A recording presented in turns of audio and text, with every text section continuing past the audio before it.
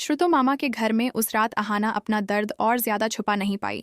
वह रोते हुए मामा से कह रही थी, मामा, मैं झूठ नहीं बोलूंगी। मैं आज भी अर्जुन से उतना ही प्यार करती हूँ जितना पहले करती थी। साइन तो कर दिए, लेकिन दिल पर बहुत बड़ा पत्थर रखकर। उधर अर्जुन के घर में भी वही तूफान चल रहा था।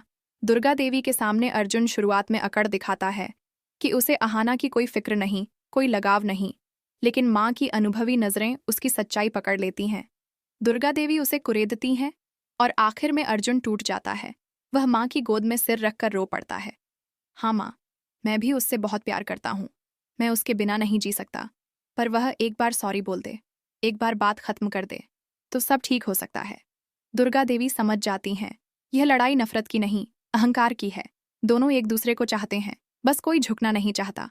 उसी रात श्रुतो मामा और दुर्गा देवी के बीच फोन कॉल होता है।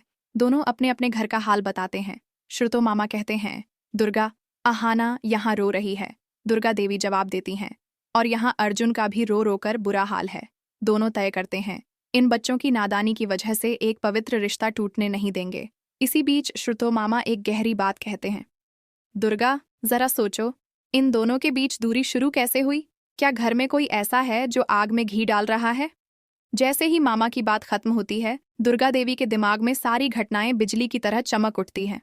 कैसे पीसी मोनी ने कभी उनकी दवाई बदल दी थी, कैसे अहाना के जूस में नशा मिलाकर उसे बदनाम किया, कई बार झूठे आरोप लगाकर घर को तोड़ने की कोशिश की।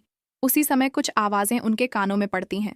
वह दबे पांव पीसी मोनी के कमरे की तरफ जाती हैं, और जो सुनती हैं उससे उनके पैरों तले जमीन खिसक जाती है। पीसी मोनी पोल्टू से कह रही थीं, बस एक बार मुनमुन इस घर की बहू बन जाए तो उस दुर्गा भाभी को मैं घर के कोने में पड़े रहने दूंगी, और फिर पूरे घर की तिजोरी मेरे कब्जे में होगी। पूरा घर मेरे पैरों तले नाचेगा। दुर्गा देवी का शक अब पक्का हो जाता है। घर अहाना ने नहीं, उनकी अपनी ननद ने तोड़ा है। अगली ही सुबह जाने का समय भी नहीं गंवाती। वह सीधे श्रुतो मामा के घर पहुंचती हैं।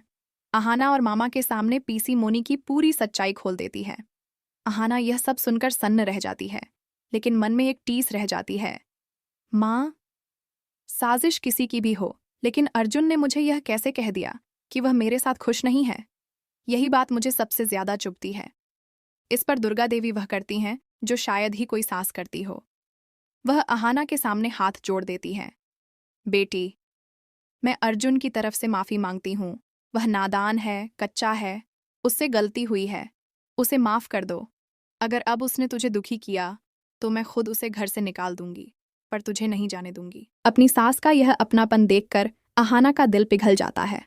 श्रुतो मामा भी प्यार से कहते हैं, बेटा, तुम आईएएस बनने वाली हो, इतनी समझदार हो। कभी कभी झुकने से इंसान छोटा नहीं होता, बल्कि उसका कद और बढ़ जाता है। अहाना अपनी जिद छोड़ देती है और तीनों मिलकर एक मास्टर प्लान बनाते हैं जो पीसी मोनी की नींद उड़ाने वाला था। दुर्गा देवी घर वापस जाती हैं और पूरे परिवार के सामने घोषणा करती हैं, मैंने अर्जुन के लिए लड़की ढूंढ ली है, बहुत सुशील, संस्कारी, और मेरी जिद है कि वह शादी के मंडप में घूंघट में ही आएगी।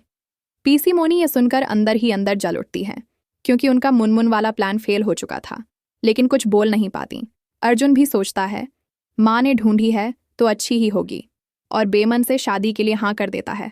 शादी का दिन आता है, मंडप सजा होता है। अर्जुन उदासी के साथ फेरे ले रहा है।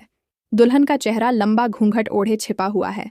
पीसी मोनी एक कोने में मुंह बनाकर खड़ी हैं।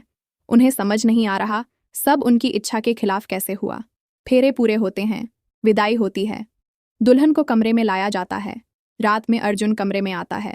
दुल्हन से कहता है, देखो, मैंने माँ की जिद में शादी तो कर ली, पर मैं अपनी पहली पत्नी को कभी नहीं भूल पाऊंगा।